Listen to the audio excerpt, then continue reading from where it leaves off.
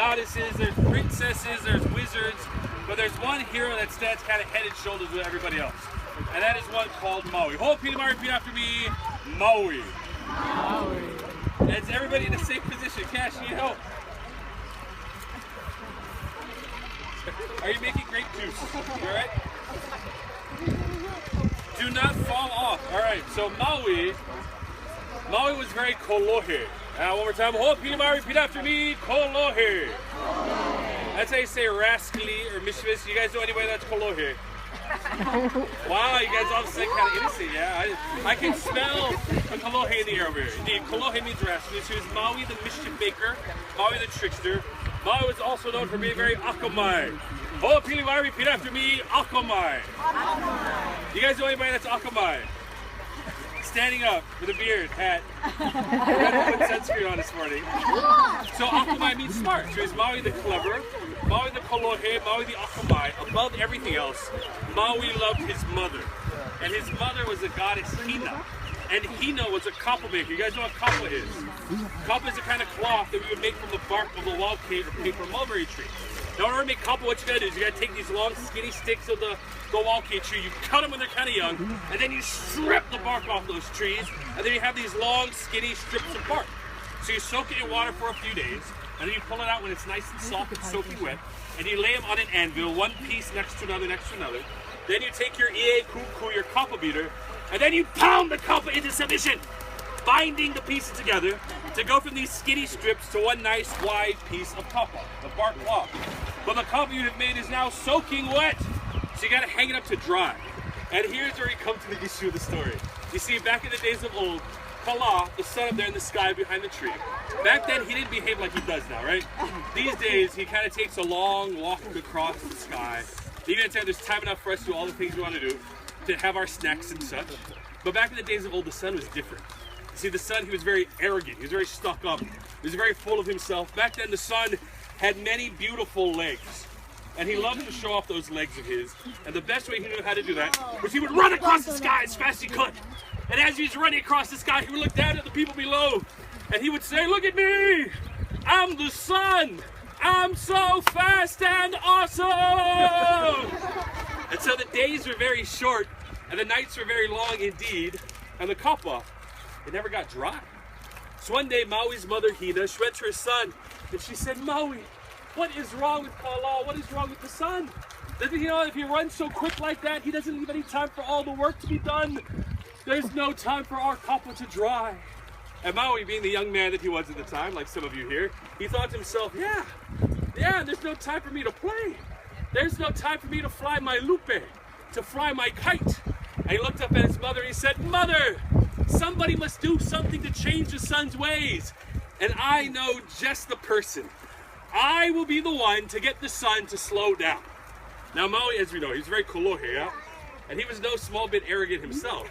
He was also akamai, and he knew enough to know they didn't quite know what to do just yet. So what he did was he found himself a nice comfortable spot, and he watched, he observed as the sun made its way across the sky. "Look at me, I'm the sun!" One day. "Look at all my beautiful legs." 2 days.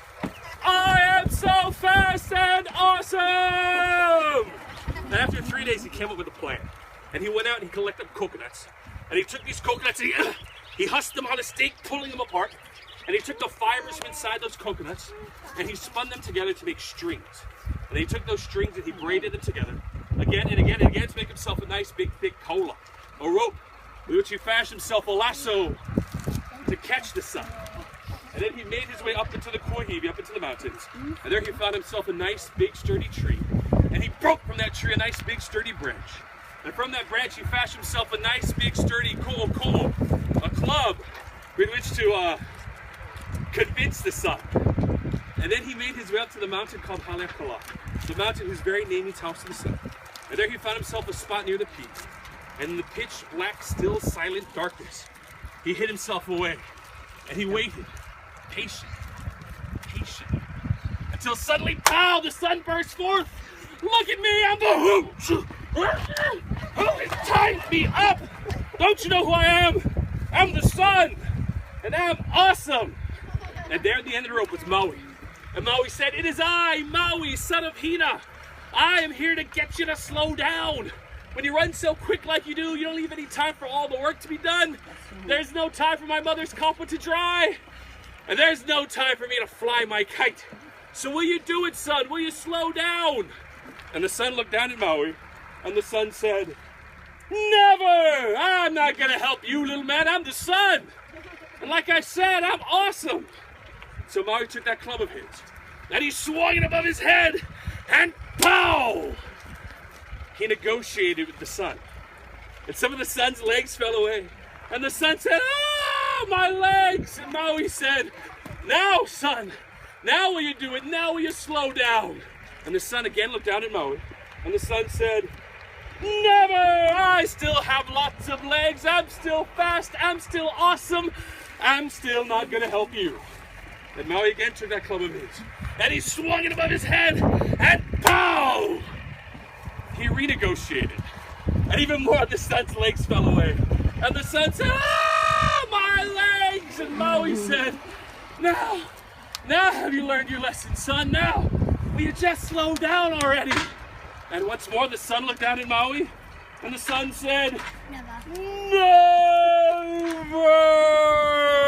And Maui took that club of his, and he swung it above his head, and the sun suddenly said, okay, just don't hit me again. I lost most of my legs. I just have these two very good-looking legs left. I'm probably not as fast as I used to be. I think we can work something out here, Maui. And Maui said, do you promise? And the sun said, yeah, whatever, I promise. And Maui said, do you pinky promise? And the sun said, really? I mean, yes. Yeah, I pinky promise that I will slow down, so that there will be time enough for all the work to be done, time enough for your mother's kappa to dry, and time enough for you to go and fly your kite, little man. And so these days, the sun no longer sprints across the sky as fast as he can. These days, the sun takes a long, leisurely walk. Leaving it so that there's time enough for us to do all the things we want to do, to eat our snacks, to go out on a hike, time enough to listen to a story. All because Maui loved his mother. How's that? Yay! Now the sun is slow enough that we have to put on our sunscreen. What was the sun's name? Kala. Hope you repeat after me. La. La means sun. Are you the sun? How many legs do you have left, Kala? 36! Just two.